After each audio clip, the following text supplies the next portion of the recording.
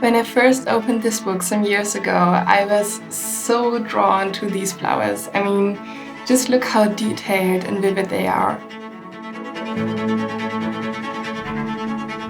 I was so fascinated.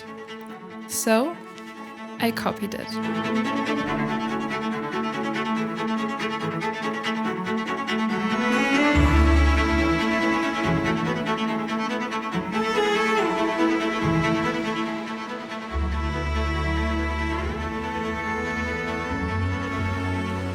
Now, one could ask if it's okay to copy this artwork and why I even did it. So the answer to the second question is very easy. I just wanted to learn. I wanted to see if I would be able to paint watercolor flowers like that in this style. So I made the copy to see if I would find a way. And if it's all about learning, I should be able to paint my own rose in that style, right? I think I should give it a try, and I already know where to find the perfect reference. Somewhere in the mountains of Cyprus lies this village famous for its roses. This place is surrounded by rose fields and even has a rose factory. Once a year, the people of Agros celebrate their favorite flower with a rose festival. I'm sure. Here I will find my reference rose. Pierre-joseph Redouté painted in the royal gardens of Paris. Living in a time before photography, he painted from life to capture the richness of the royal gardens.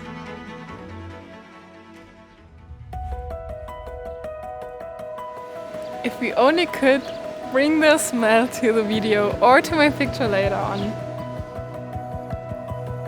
Just look at these colors and how big it is. It's even bigger than my hand.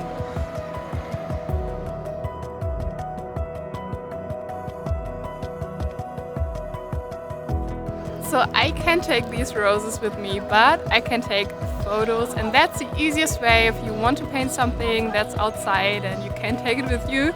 Just take a bunch of reference photos and then you can decide later on. That's what we will do right now, and then I can choose which rose to paint later on.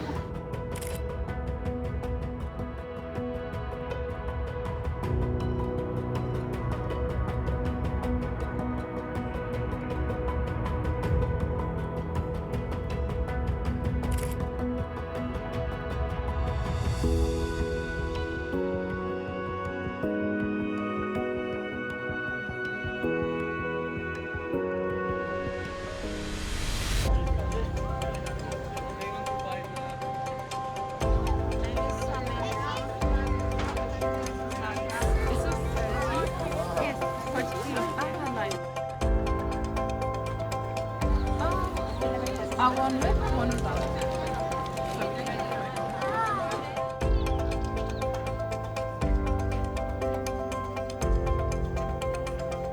They even sell rose ice cream here, and let's try it. First this one without milk.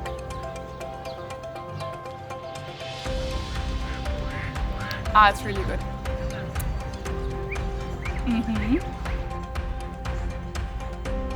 And with milk.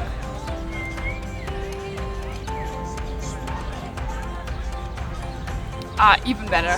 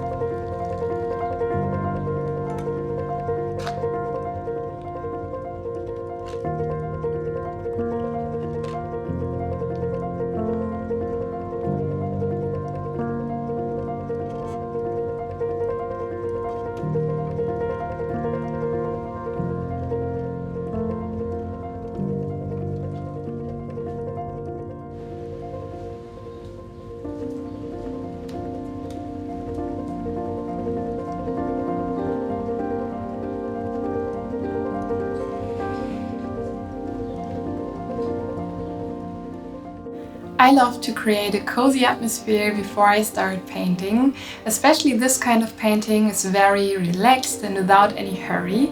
So now I have a reference photo and I can start by mixing the colors and then painting the first layer of color.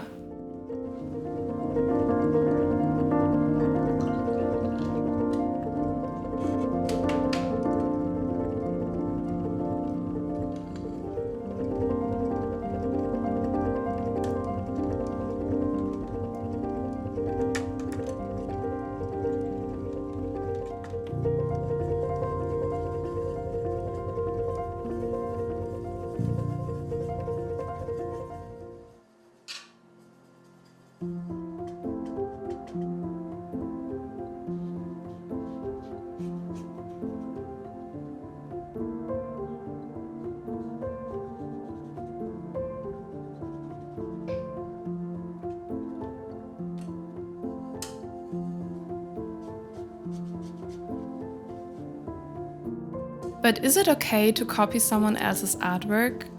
It depends.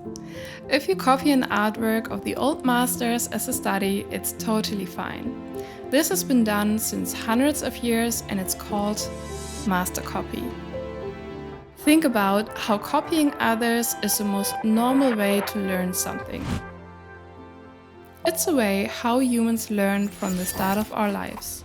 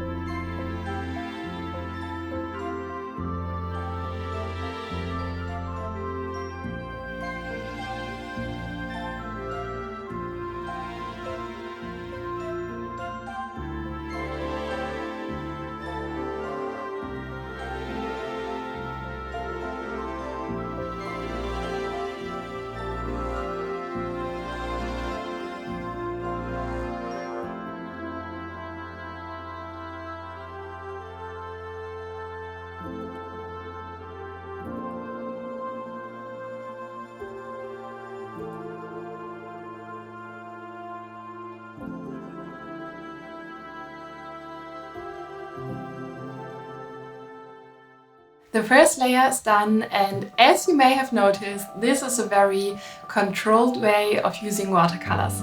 So I don't use too much water and very small brushes. I really paint rose petal after rose petal and look very closely to my reference photo to really get these colors and lights and shadows right. So it takes some time and therefore some patience, but it's really worth it because it's so calming and relaxing in the same time. So now we'll switch from this brush to this one to add the first shadows and details.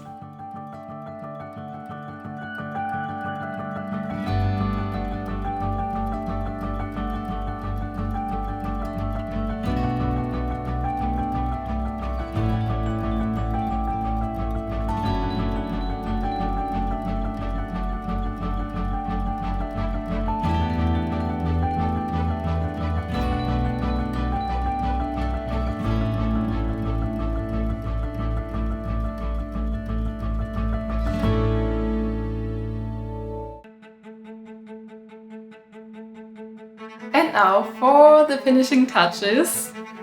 The smallest brush I own, just compared to the big one from the beginning, which is already very small. And this is really for the last details, and maybe it seems a little bit small and insignificant, but these last details really bring everything to life and have a great impact.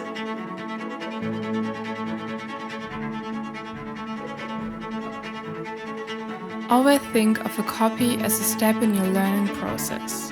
When you take the next step and start your own project, applying what you've learned, that's where the fun starts.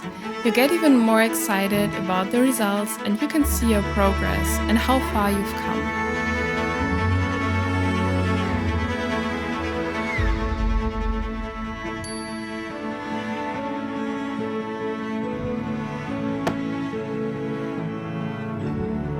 What do you think? Is it worth it to make a master copy? When you're a painter, you know these days when you just don't know what to paint. So what about choosing one of your favorite master's painting and make a copy? You will be surprised how much you'll learn.